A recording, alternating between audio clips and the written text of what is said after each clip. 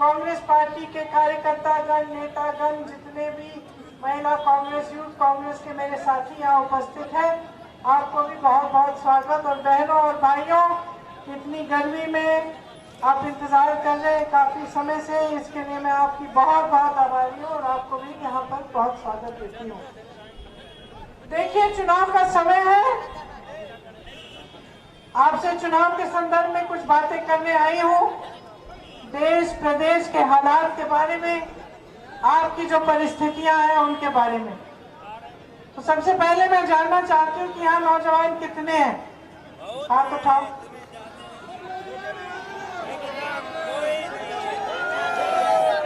कितनों को रोजगार मिला है पिछले 5 सालों में?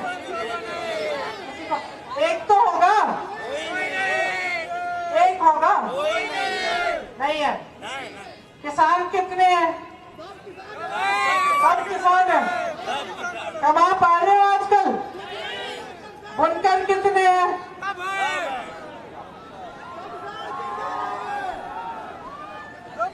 आपकी कमाई कैसी, अच्छी है? पहले से अच्छी हुई है? नहीं हुई है। बहनें कितनी है मेरी यहाँ? महंगाई का सामना कौन करता है? आप ही करते हो। आजकल सरसों का तेल कितने का मिल रहा है? दिहाड़ी कितनी है? दिहाड़ी कितनी? 250। और सरसों का तेल? और किसानों की सबसे बड़ी समस्या क्या है? छुट्टे जानवर? छुट्टे जानवर की समस्या है? गेहूं धान की कीमत मिल रही है? नहीं मिल रही है। बिजली बिल भरे जा रहे हो, बड़ी बड़ी बिल आती है, आती है।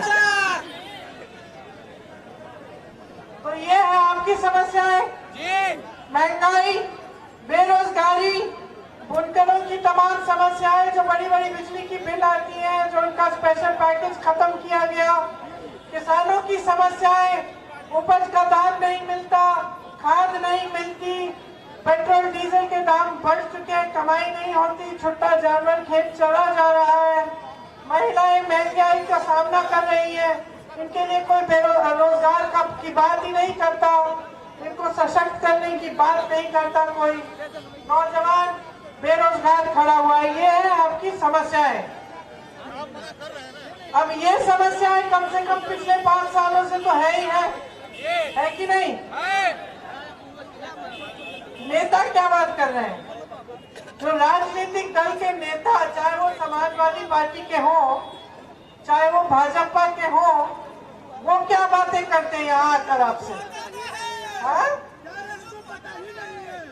वो कहते हैं, बुलडोजर की बात करते हैं, आतंकवाद की बात करते हैं, पाकिस्तान की बात करते हैं, और क्या बात करते हैं?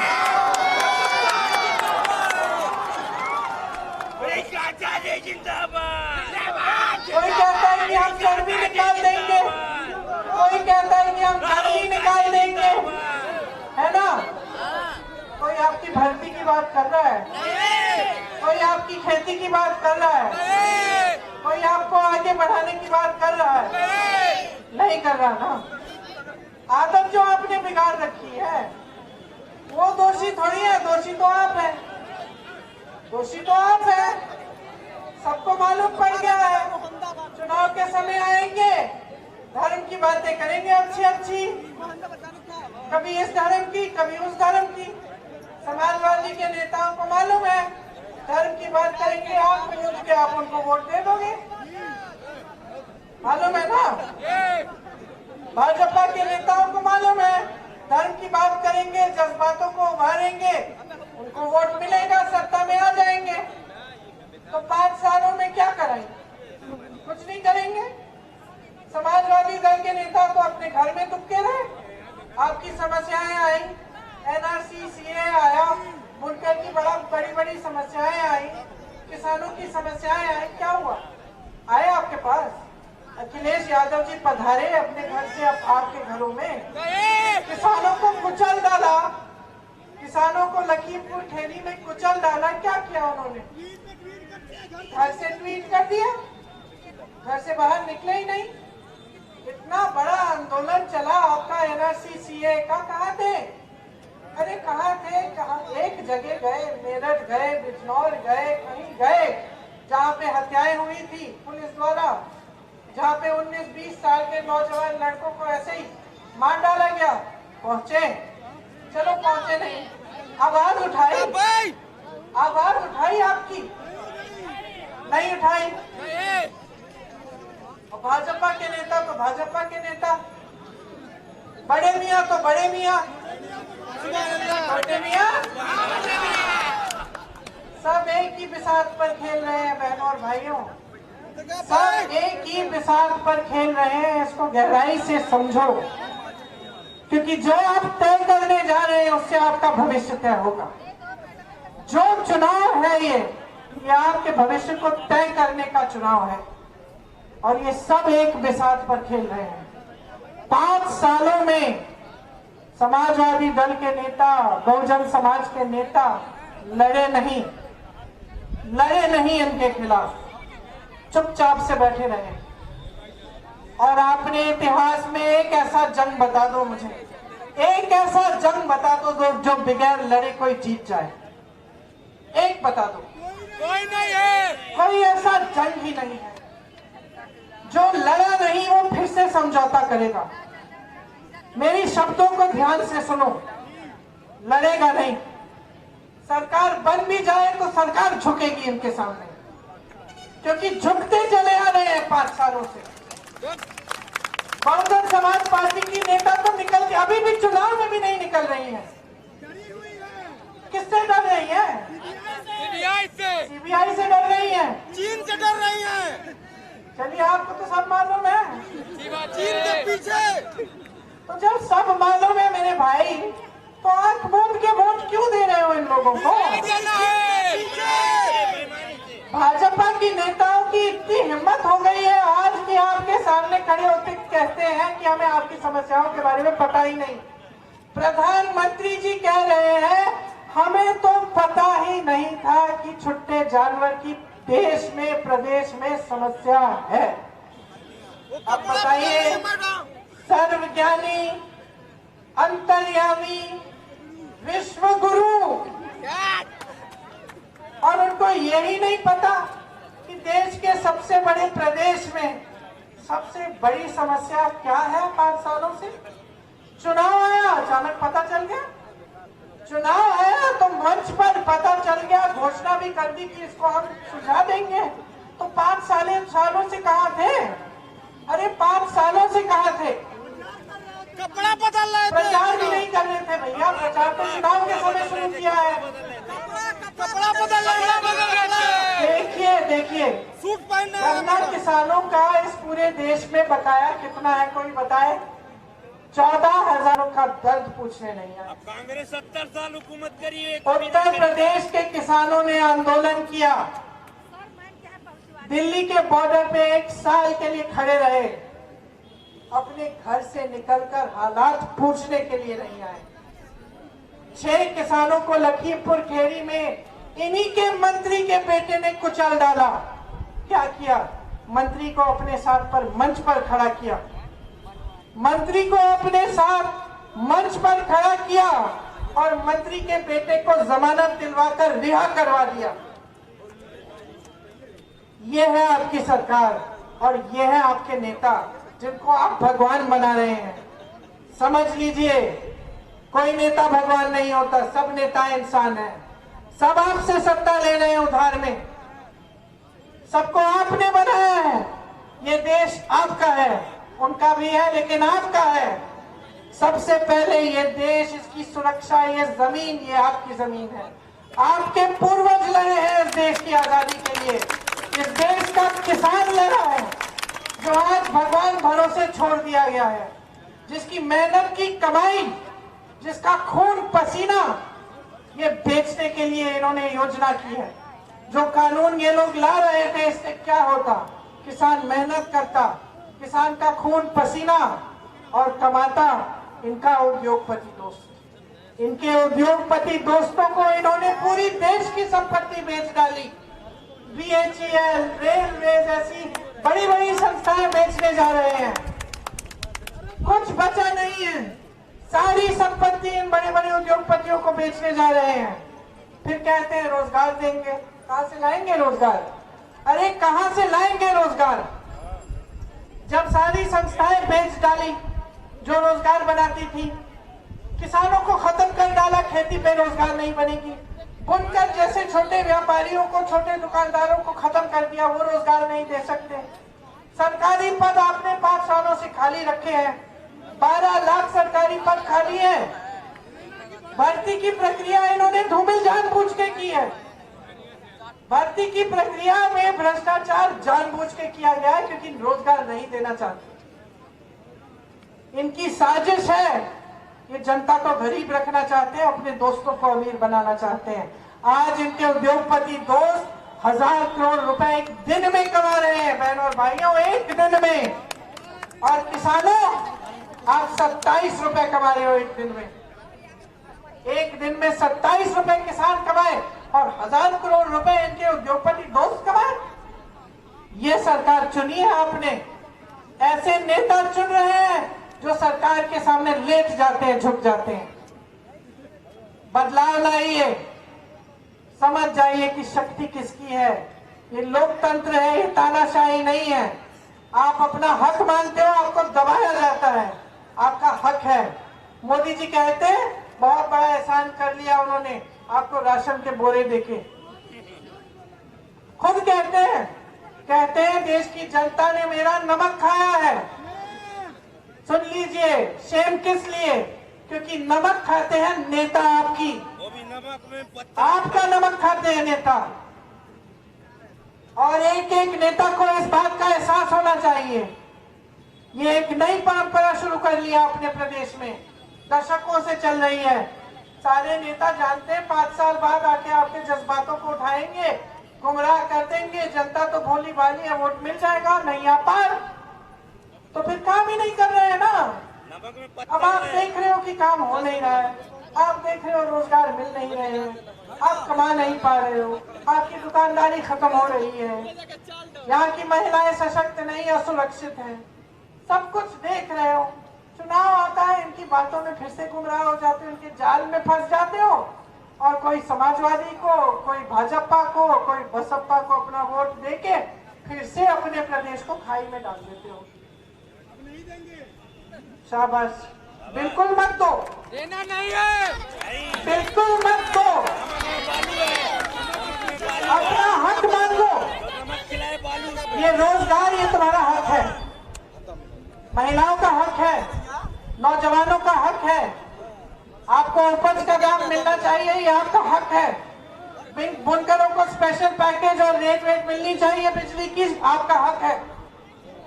सरकार का कर्तव्य है कि आपको सशक्त बनाए।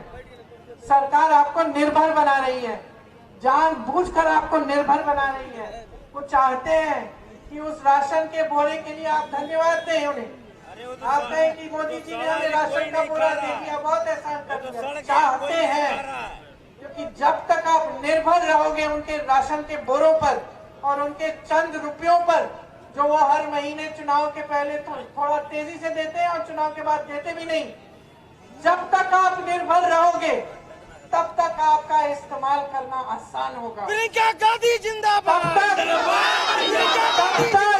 तब तक इन नौजवानों में जो यहाँ पे सब खड़े हैं, इनमें गुस्सा होगा, इनमें रंज होगा, इनके अंदर दुख होगा, निराशा होगी। तब तक इनका इस्तेमाल करना बहुत आसान होगा। बहनों और भाइयों, जितने भी माँ बाप है नौजवानों को जानते हैं, मेरे भी बच्चे हैं 20-25 साल के, मैं भी जानती हूँ। बच्चा अगर काम नहीं कर रहा है, अगर व्यस्त नहीं है, अगर पढ़ाई नहीं कर रहा है, आलसी है, काम घर पे बैठा हुआ है, तो उसको फुसलाना, उसको गुमराह करना, उसका गलत काम करना बहुत आसान हो जाता है। जब व्यस्त रहता है, कमाता है, पढ़ाई करता है, तो बहुत मुश्किल होता है उसको गुमराह करना। तब तो अपने माँ बाप से सवाल उठाता है। सरकार कहाँ, नेता कहाँ?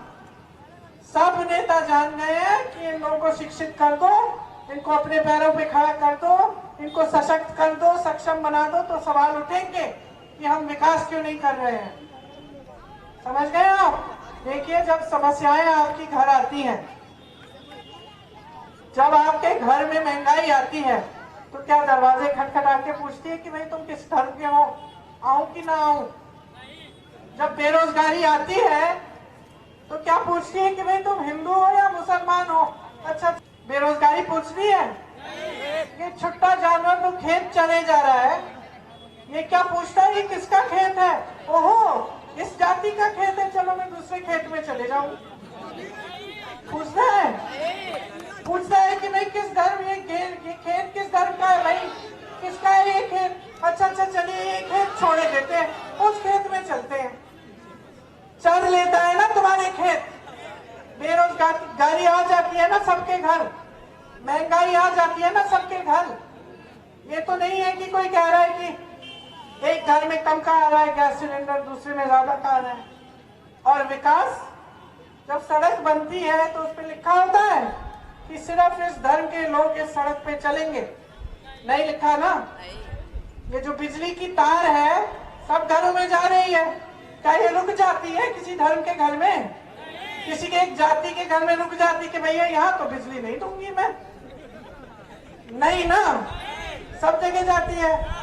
तो समस्या है सारे धर्मों की, सारी जातियों की, उनका समाधान सारे जातियों के लिए, सारी धर्मों के लिए। तो भैया ये नेता बार बार धर्म की बात क्यों कर रहा है? ये नेता बार बार जाति की बात क्यों कर रहा है? ये विकास लाएगा तो सबके लिए लाना पड़ेगा, समस्याएं तो सबको हो रही है। ये तो अपने लिए कर रहा है ना, ये आपके लिए थोड़ी कर रहा है।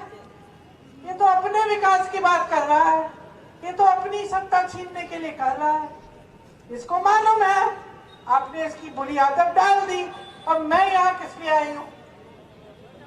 मैं आपसे कहने आई हूँ ये आदत तोड़ दो, खत्म कर दो इस परंपरा को। कह दो इन सबको, कह दो इन सबको। नौजवानों, मैंने एक वीडियो देखा, जो बच्चे भर्ती की परीक्षा देते हैं उनका वीडियो देखा। उसमें एक बच्चा कह रहा था, एक बच्चे ने कहा ये धर्म की बात क्यों करते हैं, इससे तो मेरा पेट नहीं भरेगा। अरे मुझे सक्षम बनाओ, मुझे रोजगार दिलवाओ, मैं कमाकर मंदिर में चंदा दूंगा, मैं खुद दूंगा चंदा मंदिर में, लेकिन मुझे कमाने तो दो। इन बातों से मेरा पेट नहीं भर रहा है, खुद बोला उस नौजवान ने। तो समझ लीजिए आपके साथ क्या हो रहा है, बहुत बड़ा विश्वासघात हो रहा है। और ये मत सोचिए कि एक ही पार्टी कर रही है, तीनों की तीनों कर रही है, तीनों की तीनों कर रही है। कोई आपकी समस्याओं को हल करने की बात ही नहीं कर रहा।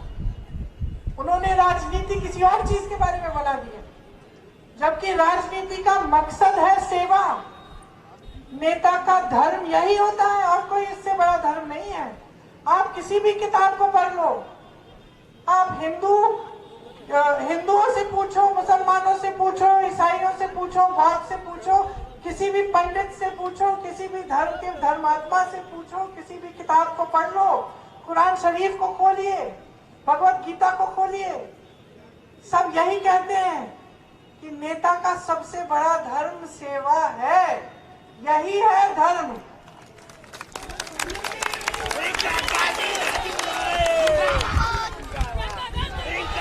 जो भूल गए हैं इस धर्म को, जो भूल गए हैं इस धर्म को, उनको सिखाइए, उनको जवाबदेह बनाइए। कह दीजिए हमें नहीं चाहिए ये राजनीति आपकी, रखिए आप घर पे अपनी राजनीति। हमें चाहिए विकास, हमें चाहिए रोजगार, हमें सशक्त होना है, हमें चाहिए सड़कें, पानी, बिजली, पाठशालाएं, ऐसी संस्थाएं, उद्योग जिससे हमें रोजगार मिले। हमारी भर्ती की प्रक्रिया को ठीक करो, ये बोलो। अब समझ लो कि आपकी जिम्मेदारी क्या है। आपके पूर्वजों ने आजादी की लड़ाई लड़ी ताकि आप आजाद हो।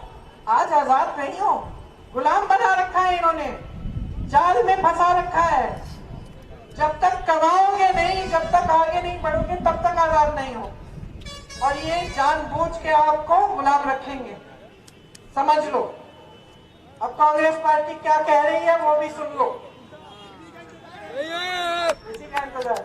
सबसे पहले हम कह रहे हैं कि जो भर्ती की प्रक्रिया धूमिल हो गई है, इसमें भ्रष्टाचार बहुत हो गया है, इसको हम ठीक करेंगे, पारदर्शी बनाएंगे। उम्र खत्म हो गई। हाँ, बहुत लोगों की हो गई, इसके लिए भी समाधान है।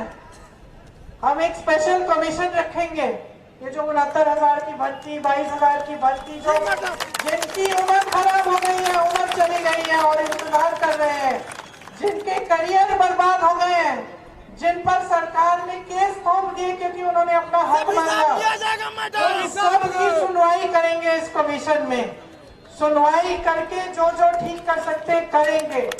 जॉब कैलेंडर बनाएंगे जिसमें परीक्षा का दिन, नियुक्ति का दिन, रिजल्ट का दिन पहले से तय होगा। किसी ने इधर उधर फेरबदल करने की कोशिश की, किसी ने भ्रष्टाचार किया तो कानून लाएंगे कि हम उन पे कार्रवाई करेंगे। जो 12 लाख सरकारी पद, 12 लाख सरकारी पद खाली रखे इस सरकार ने आपको बोला 70 लाख नौकरी देंगे, 12 लाख तो पद खाली हैं, 4 लाख के एप्लीकेशन खोले हैं, 70 लाख नौकरी तो कहीं नहीं मिली किसी को भी। तो सबसे पहले कांग्रेस कह रही है कि वो 12 लाख पद भरे जाएंगे।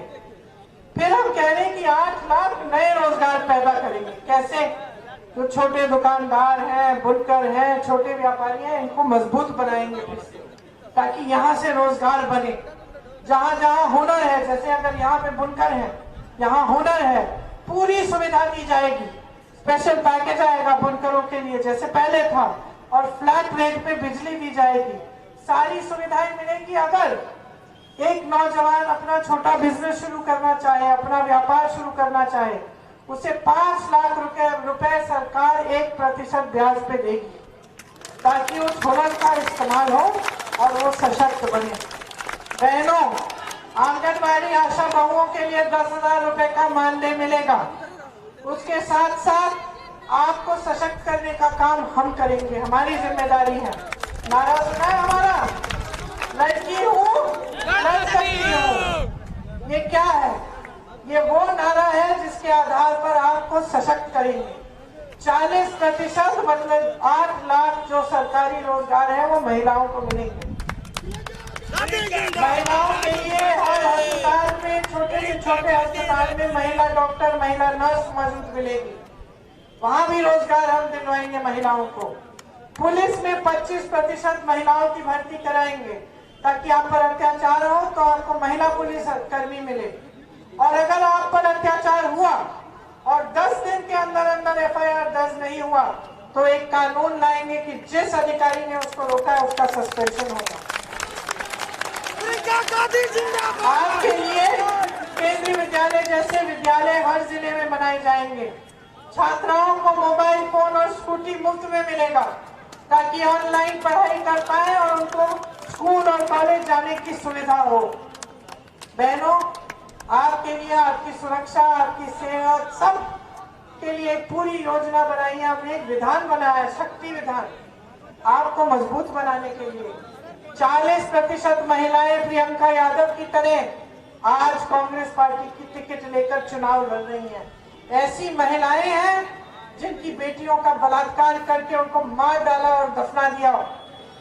ऐसी महिलाएं हैं जिनको मारा गया, पीटा गया क्योंकि वो अपने हक मांग रही थी।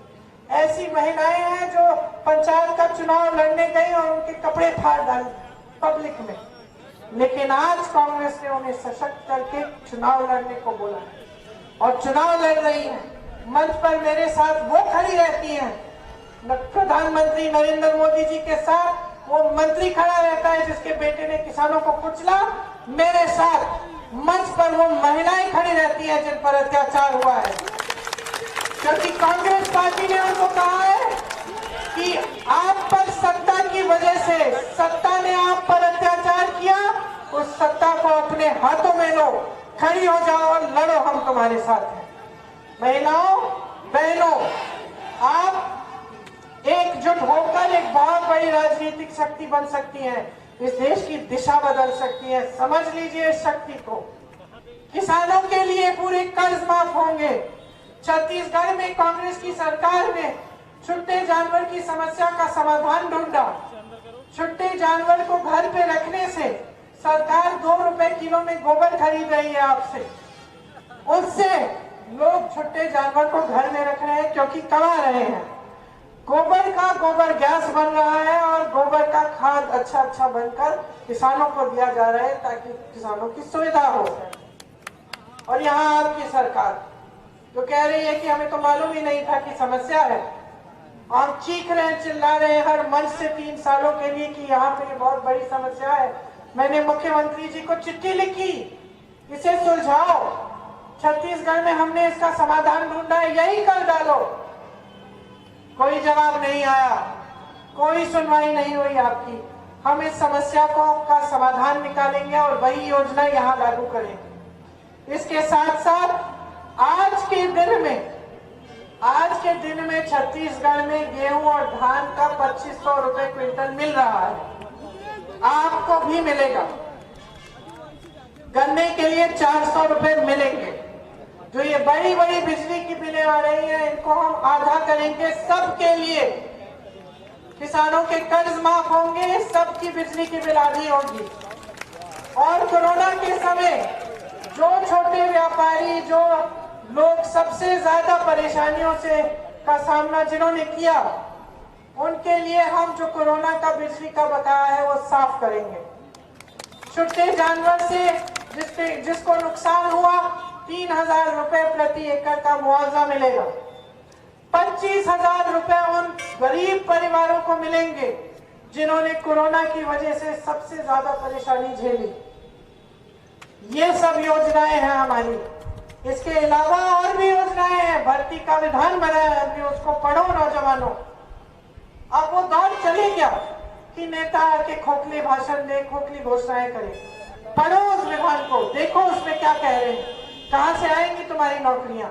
शक्ति विधान को पढ़ो महिलाओं, ताकि आप भी जाने कि आपके लिए क्या करने की योजना है। उन्नति विधान को बाकी सब पढ़ो कि हम बुनकरों के लिए, हम दूसरे समाजों के लिए, हम अति पिछड़े लोगों के लिए, पिछड़े वर्ग के लिए, हम दलितों के लिए क्या करना चाहते हैं, आपको कैसे सशक्त बनाएंगे। क्योंकि ये देश आपका है, बार बार कह रही हूँ, देश को बचाने का काम आपका है। सही नेता चुनो, नियत देखो नेता की, सही राजनीतिक दल को अपना वोट दो ताकि आपके देश प्रदेश में विकास आए। और घबराओ मत, इनकी तानाशाही से घबराओ मत, इनके बुलडोजरों से, इनकी बड़ी बड़ी बातों से मत घबराओ। कंधा से कंधा लगाकर आपके साथ लड़ने वाले ये सब बैठे हुए हैं, खड़े हुए हैं। हम इनके सामने कभी नहीं झुकेंगे। इनके साथ, भाजपा के साथ कभी समझौता नहीं करेंगे, कभी नहीं झुकेंगे। पुश्तों से हमारी लड़ाई इनसे है। हमारी विचारधारा अलग है इनसे। हम पूरे देश का विकास चाहते हैं। हम जानते हैं कि लोकतंत्र में सत्ता पब्लिक की होती है। हमारी और इनकी विचारधारा विपरीत है। हम इनके सामने कभी झुक नहीं सकते और कभी झुकेंगे नहीं। जान चले जाए, हम कभी इनके साथ समझौता नहीं। जिंदाबाद। ये इसीलिए इनकी सबसे बड़ी लड़ाई हमसे है, क्योंकि ये जानते हैं सबको झुका सकते हैं। एजेंसियां लगाएंगे, केस लगाएंगे, कुछ भी करेंगे, सब झुक जाएंगे। कांग्रेस पार्टी नहीं झुकेगी और मेरा परिवार तो कभी नहीं झुकेगा इनके साथ, कुछ भी कर जाए। मन बना लो, इस बार उत्तर प्रदेश में कांग्रेस की सरकार लाओ। देख लेना, कांग्रेस की सरकार आएगी तो विकास कितनी तेजी से होगी। आप आगे बढ़ोगे, आपके हित में सरकार आएगी। यही बातें करने के लिए मैं यहाँ आई थी। आपने बहुत ध्यान से सुना, अपने मन में रखो ये बातें, याद करो इनको जब वोट देने जाओगे। क्योंकि अगर आपने गलत निर्णय किया तो फिर से आपका प्रदेश उसी खाई में रहेगा। 5 साल और भुगतोगे, कोई आपकी सुनवाई नहीं होगी। सिर्फ चुनाव के समय बड़ी बड़ी घोषणाएं सुनोगे, बड़ी बड़ी धर्म की, जाति की बातें करेंगे ये नेता और फिर से खुद आगे बढ़ेंगे, आपको पीछे छोड़ देंगे। तो आपको बहुत बहुत धन्यवाद। जय हिंद, जय